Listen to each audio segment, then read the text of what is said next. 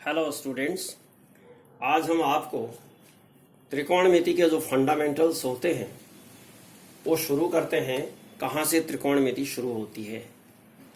तो सबसे पहले हम ये जानेंगे कि त्रिकोणमिति है क्या। ये तीन शब्दों से मिलकर बना है त्रिकोणमिति, यानी तीन कोणों की मिति। तीन कोण हिंदी में तो त्रिकोण होता है, इंग्लिश में होता है ट्रिगोनोमेट्री। ट्रिगोनोमेट्री का मतलब होता है ट्राइगोनमेट्रिक, यानी तीन भुजाओं की माप, तीन कोणों की माप या तीन भुजाओं की माप, उसी को हम त्रिकोणमिति कहते हैं। तो समझ में आ गया होगा कि त्रिकोणमिति क्या होती है। तीन भुजाओं की माप, ये तीन भुजाएं हैं, आधार, लंब और कर्ण, या तीन कोणों की माप। तीन कोण माने ये कोण और ये। मान लिया जाए ये कोण, अगर इसको हम ए कहते हैं, इसको बी कहते हैं, इसको सी कहते हैं, तो तीन कोण हो गए ए बी सी, और तीन भुजाएं भी ए बी बी सी और ए सी। तो इनकी माप को ही हम त्रिकोणमिति कहते हैं। ध्यान रखिएगा। अब देखिए इसमें कितनी चीजें होती हैं किसी भी त्रिभुज में, क्योंकि त्रिकोणमिति जो है त्रिभुज बेस्ड है, यानी ट्रायंगल के बेस्ड है। ट्रायंगल भी इसमें समकोण त्रिभुज है, ध्यान रखिएगा, समकोण त्रिभुज के बेस में है। तो इसमें जो एक भुजा होती है वो लंब है, लंब को परपेंडिकुलर कहते हैं। दूसरी भुजा आधार है, आधार को बेस कहते हैं। और तीसरी भुजा कर्ण है, इसको हाइपोटेन्यूस कहते हैं। तो तीन भुजाओं के नाम हिंदी में और इंग्लिश में इस तरह से हैं। यह समकोण त्रिभुज है और इसमें ये 90 डिग्री है, यानी ऐसा चिन्ह जब होगा तो ये जान लेना चाहिए आपको, इसमें बिना लिखे ये समकोण त्रिभुज है। और ध्यान रखिएगा कि त्रिकोणमिति जो अनुपात है, ये त्रिकोणमिति अनुपात है क्या। त्रिकोणमिति अनुपात है दो भुजाओं के बीच का अनुपात। देखिएगा, दो भुजाओं का अनुपात है, इधर भी दो भुजाओं का अनुपात है, इधर भी दो भुजाओं का अनुपात है। तो त्रिकोणमिति क्या है, समकोण त्रिभुज में न्यून कोण के सापेक्ष, न्यून कोण के सापेक्ष का मतलब समकोण त्रिभुज में दो न्यून कोण होते हैं और एक समकोण होता है। ध्यान रखिएगा, अगर इसको थीटा मानते हैं, इसको अगर हम फाई कह लें, तो theta plus phi is equal to भी 90 डिग्री होगा। और तीनों कोणों का जो योग होता है वो 180 डिग्री होता है। तो याद रखना, समकोण त्रिभुज में दो न्यून कोण, ये दो न्यून कोण होते हैं, यानी किसी भी न्यून कोण के सापेक्ष, चाहे थीटा के सापेक्ष करें या फाई के सापेक्ष करें। तो थीटा के सापेक्ष कर रहे हैं फिलहाल हम इसमें, तो थीटा कोण यानी न्यून कोण थीटा के सापेक्ष भुजाओं के अनुपात को त्रिकोणमितीय अनुपात कहते हैं। तो सीधा सीधा हो गया, भुजाओं के अनुपात को ही त्रिकोणमितीय अनुपात नाम दे दिया गया। कहने का मतलब ये है कि जैसे लंब और आधार का क्या संबंध है, कर्ण और आधार का क्या संबंध है, लंब और कर्ण का क्या संबंध है, वही त्रिकोणमिति है, यही त्रिकोणमिति अनुपात है। ये ध्यान रखिएगा। तो इसमें बच्चों याद करने के लिए हमने एक फॉर्मूला दिया है, पंडित बद्री प्रसाद, फिर लिखा हर हर बोले। पंडित बद्री प्रसाद हर हर बोले, कैसे लिखा है ध्यान रखिएगा इसको, पंडित बद्री प्रसाद हर हर बोले। तो अब पंडित बद्री प्रसाद हर हर बोले कैसे बन गया, देखो, पंडित अपॉन हर, बद्री अपॉन हर, प्रसाद अपॉन बोले। अब इनका पहला लेटर हमने लिया है, इसलिए याद करने के लिए दिया था ये मैंने, ये याद करने के लिए है। इसमें जो पहला लेटर है, पहला लेटर है पंडित का पी और हर का एच, पी अपॉन एच। इसी तरह बी अपॉन एच, इसी तरह P अपॉन बी, अब ध्यान दीजिएगा, ये तो एक खाली याद करने के लिए था कि बच्चे इस तरह से थोड़ा सा इसको याद करने में सहूलियत होती है। अब होता क्या है देखिए, P अपॉन H का मतलब है, हमने ऊपर लिखा है P क्या है, लंब है, परपेंडिकुलर है यानी लंब है, लंब बट्टे H क्या है, कर्ण है, H हाइपोटेन्यूज है, हाइपोटेन्यूज यानी लंब बट्टे कर्ण, इसको हम कहते हैं इंग्लिश में P अपॉन यानी परपेंडिकुलर अपॉन हाइपोटेन्यूज, इसको हम साइन थीटा की संज्ञा देते हैं। क्या संज्ञा दी इसको हमने, साइन थीटा नाम दे दिया। संज्ञा का मतलब नाम से मतलब है बच्चों, ध्यान रखिएगा, इसको हमने साइन थीटा कह दिया। अब देखिए दूसरा, आधार बट्टे कर्ण, आधार बट्टे कर्ण यानी बद्री बट्टे हर, आधार बट्टे कर्ण, बद्री का बी और हर का एच, बी माने बेस, एच माने हाइपोटेन्यूज, बेस हाइपोटेन्यूज, आधार बट्टे कर्ण कहते हैं इसको, इसको कहते हैं कॉस थीटा। तीसरा है प्रसाद बट्टे बोले, तो पी लिया, ये पी, बी लिया, पी अपॉन बी, इसको हम कहते हैं परपेंडिकुलर अपॉन बेस यानी लंब बट्टे आधार, लंब बट्टे आधार बराबर टेन थीटा होता है। यानी इन दो भुजाओं का अनुपात टेन थीटा, इन दो भुजाओं का अनुपात कॉस थीटा, लंब बट्टे कर्ण यानी लंब और कर्ण का जो अनुपात है, ये अनुपात भी कहलाता है, ध्यान रखिएगा। लंब बट्टे कर्ण मीन्स वा लंब अनुपात कर्ण बराबर साइन थीटा हो गया। तो अब याद हो जाएगा, ये बहुत कठिन नहीं है। लंब बट्टे कर्ण बराबर साइन थीटा, आधार बट्टे कर्ण बराबर कॉस थीटा, लंब बट्टे आधार बराबर टेन थीटा, अर्थात perpendicular upon hypotenuse sine theta हो गया, base upon hypotenuse cos theta हो गया, और perpendicular upon base tan theta हो गया। ठीक इसका जस्ट अब अपोजिट देखिएगा, इसी का ठीक उल्टा, H ऊपर कर दिया, इसका इनवर्स कर दिया, P को नीचे कर दिया, यानी H अंश में चला गया जो हर था और अंश नीचे आ गया, तो साइन थीटा का उल्टा हो गया कोसेक थीटा, साइन थीटा का उल्टा कोसेक थीटा, अर्थात एक बट्टे साइन थीटा बराबर कोसेक थीटा। अगर हम इसको इस तरह से भी लिख सकते हैं, one upon cosec theta is equal to भी साइन थीटा लिख सकते हैं। Cosec theta is equal to क्या हो गया, वन अपॉन साइन थीटा, एक बट्टे sine theta is equal to cosec theta हो गया। इसी तरह से इसको भी उलट दिया, ये ऊपर और ये नीचे कर दो, तो इससे क्या बन गया, कॉस थीटा का उल्टा सेक थीटा बन गया। क्या बना, sec theta, sec theta is equal to one upon cos theta, one upon cos theta हो गया। ध्यान रखिएगा, ये इसलिए हुआ बच्चों, इसको मैं थोड़ा सा इधर बता देता हूं। देखिए वन अपॉन हम लिखते हैं sine theta, one upon sine theta, तो वन अपॉन साइन थीटा के लिए क्या है, पी अपॉन एच है ना, तो पी अपॉन एच है। इसी को हम क्या करते हैं, एच ऊपर चला जाता है और पी नीचे आ जाता है, देखो एच बट्टे पी आ गया। इसी को हम साइन थीटा, इसका नाम क्या दिया हमने, कोसेक थीटा। इसी तरह कॉस थीटा भी आ जाएगा, और कॉस थीटा भी आ जाएगा। इसी तरह टेन थीटा का उल्टा, हाँ कॉस थीटा का उल्टा क्या हो गया, इसका इनवर्स हो गया सेक थीटा, और टेन थीटा का इनवर्स हो गया कॉट थीटा। तो ये आपके समझ में आ गया होगा, cot theta means one upon tan theta. तो याद करना है इसको, लंब बट्टे कर्ण साइन थीटा, आधार बट्टे कर्ण कॉस थीटा, लंब बट्टे आधार टेन थीटा, एक बट्टे साइन थीटा बराबर cos cosec theta, one upon cos theta is equal to sec theta, one upon tan theta is equal to cot theta. ये 6 जो अनुपात हैं, ये बहुत ही इंपॉर्टेंट अनुपात हैं।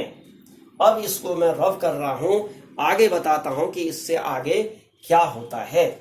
तो इसको नोट कर लीजिएगा, इसको स्क्रीनशॉट लेकर के नोट कर लीजिएगा, या पॉज कर लेना और ठीक से देख लेना। ओके, आगे देखिए। अब बताते हैं महत्वपूर्ण फॉर्मूले, इनसे बनते कैसे हैं, फॉर्मूला कैसे बनता है।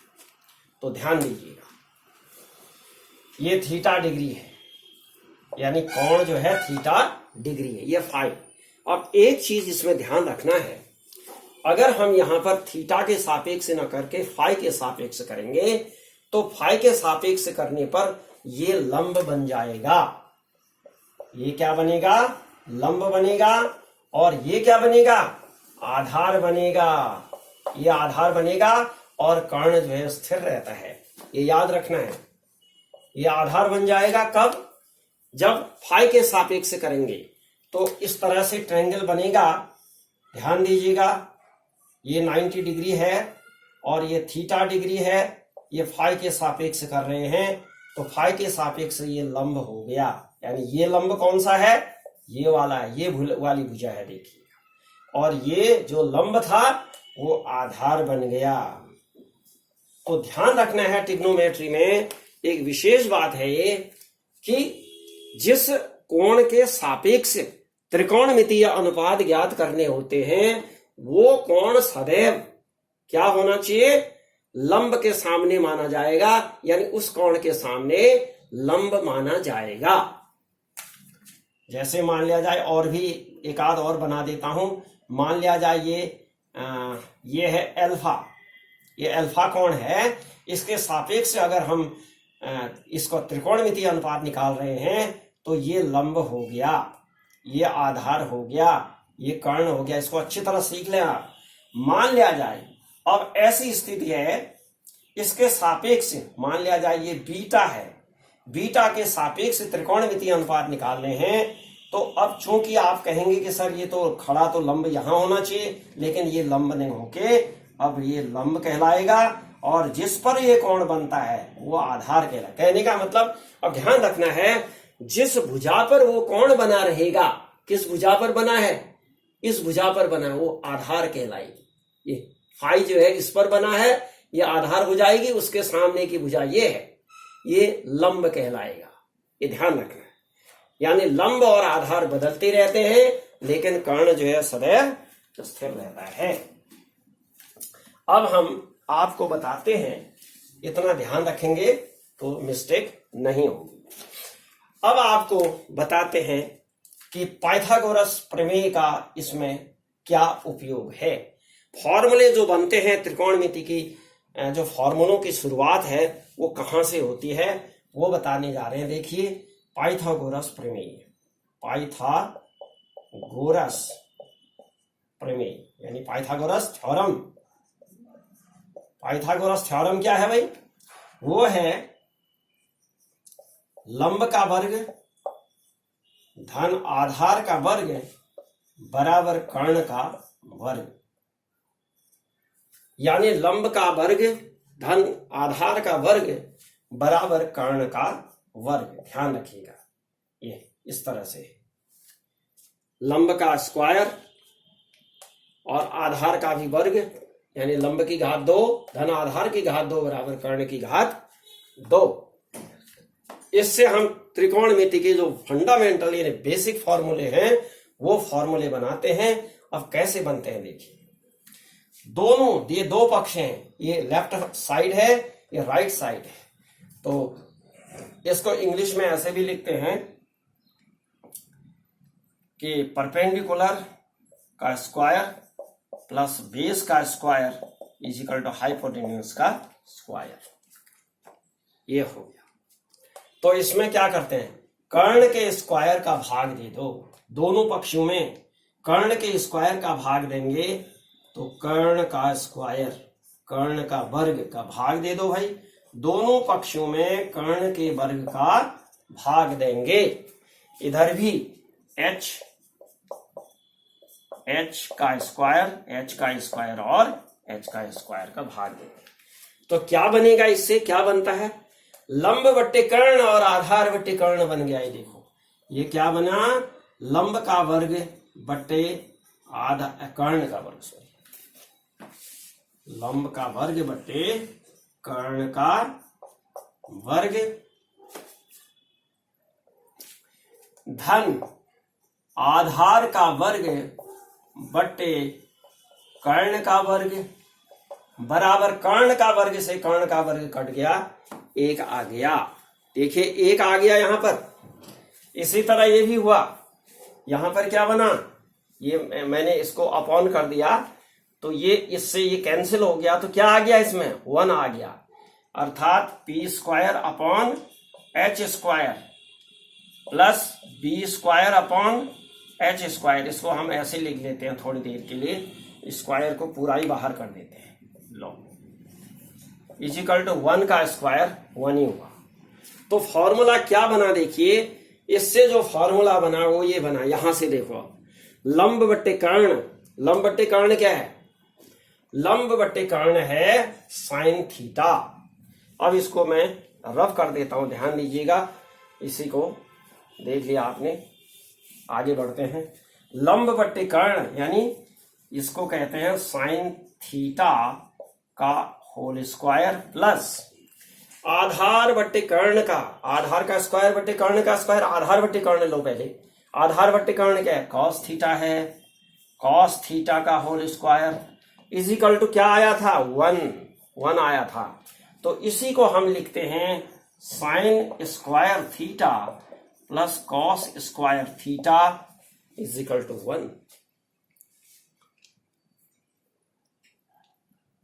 ध्यान दीजिएगा, इसको हम लिखते हैं sine square theta plus cos square theta is equal to 1।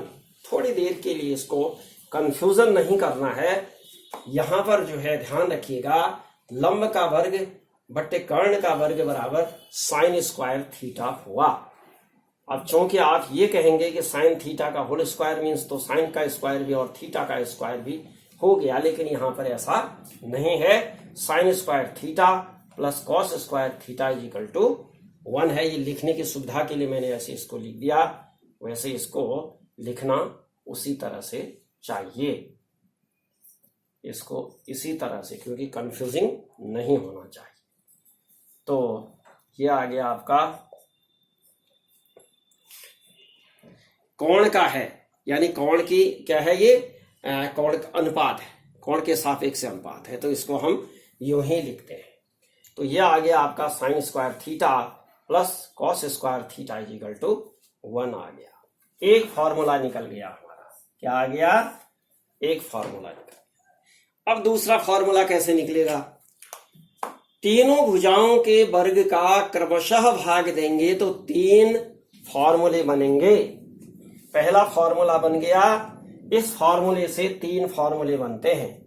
एक तो sine square theta plus cos square theta is equal to 1 हो गया। दूसरा आएगा cos sine square theta is equal to 1 minus cos square theta. इसी को हम पक्षांतर कर दें तो ये आ जाएगा sine square theta is equal to 1 minus cos square theta. और तीसरा cos square theta is equal to 1 minus sine square theta. ये 3 फॉर्मूले तो एक ही फॉर्मूले से बन गए। क्या किया था हमने, दोनों पक्षों में पाइथागोरस थ्योरम के दोनों पक्षों में कर्ण के स्क्वायर का भाग दिया, तो ये फॉर्मूला निकल आया। देखिए पाइथागोरस थ्योरम का क्या उपयोग हमने त्रिकोणमिति में किया। अब दूसरा देखिएगा, दूसरा देखिए पाइथागोरस थ्योरम का ही दूसरा उपयोग करते हैं। दूसरा ये नोट कर लीजिएगा, दूसरा फॉर्मूला कैसे बनता है। हमने कहा था लंब का वर्ग धन आधार का वर्ग बराबर कर्ण का वर्ग। तो इसमें अब किसका भाग देंगे, लंब का ही भाग दे दो। चलो लंब का वर्ग, इसमें भी लंब का ही वर्ग का भाग दे दो और इसमें भी लंब के वर्ग का ही। देखो एक चीज है, दोनों पक्षों में एक ही संख्या से जब भाग देते हैं तो सभी पदों के हर बन जाते हैं। दोनों पक्ष का मतलब एक पक्ष और दूसरा पक्ष है, left hand side and right hand side.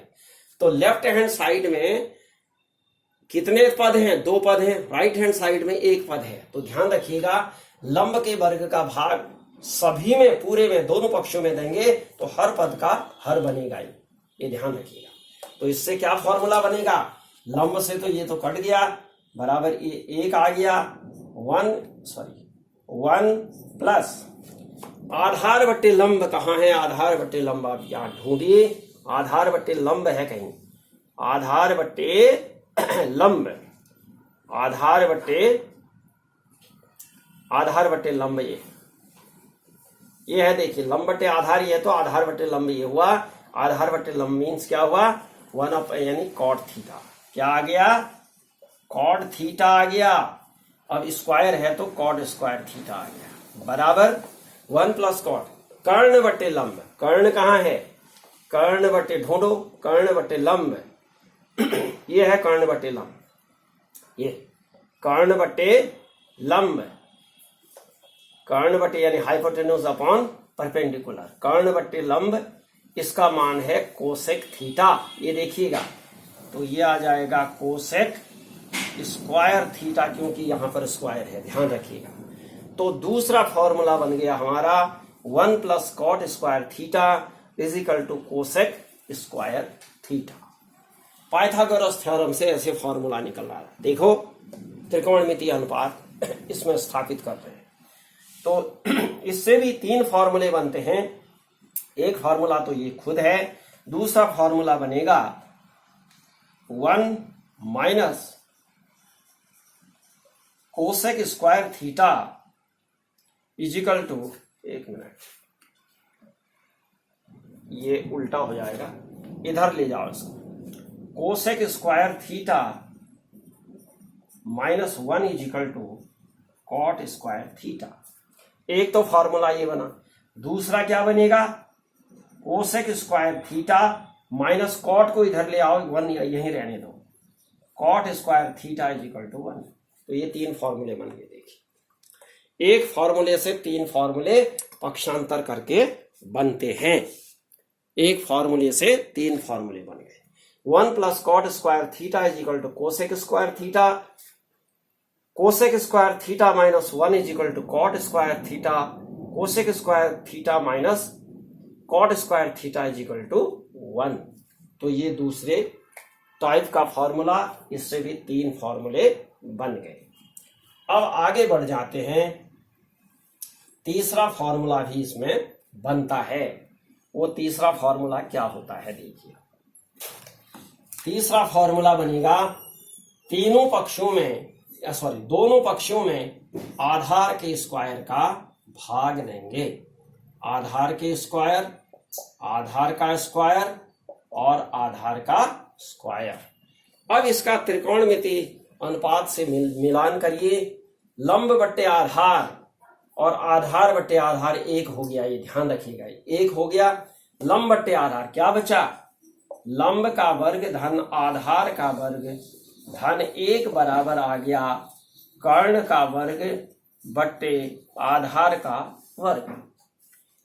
अब इसमें मान रखिए त्रिकोणमितीय अनुपात से लंब बट्टे आधार कहां पर है, लंब बट्टे आधार ये है, इसको tan थीटा कहते हैं, tan theta, tan square theta हो गया, स्क्वायर है, प्लस 1 इजिकल टू ये आ गया कर्ण बट्टे आधार, कर्ण कहां पर है, कर्ण बट्टे आधार ये है, कर्ण बट्टे आधार यहां पर है, ये कर्ण बट्टे, हाँ कर्ण बट्टे आधार, इसको सेक थीटा कहते हैं, क्या कहते हैं, सेक थीटा। तो स्क्वायर है, क्योंकि ये क्या है, कर्ण बट्टे आधार दोनों स्क्वायर हैं ऊपर नीचे, तो ये स्क्वायर हो गया। तो तीसरा फॉर्मूला बन गया बच्चों, tan square theta plus 1 is equal to sec square theta.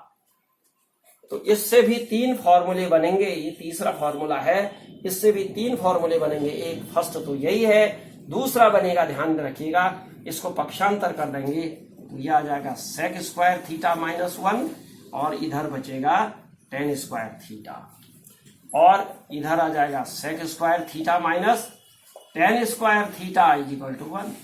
तो ये 3 फॉर्मूले जो है अच्छी तरह आप लिख लीजिए, इन 3 फॉर्मूलों से सारी दुनिया जो है त्रिकोणमिति की हल हो जाएगी। ये फंडामेंटल चीजें अगर आपको ठीक से समझ में आ गई हैं तो आगे त्रिकोणमिति की सारी दुनिया हल कर सकते हैं आप, और इन्हीं सूत्रों के आधार पर त्रिकोणमिति निहित है।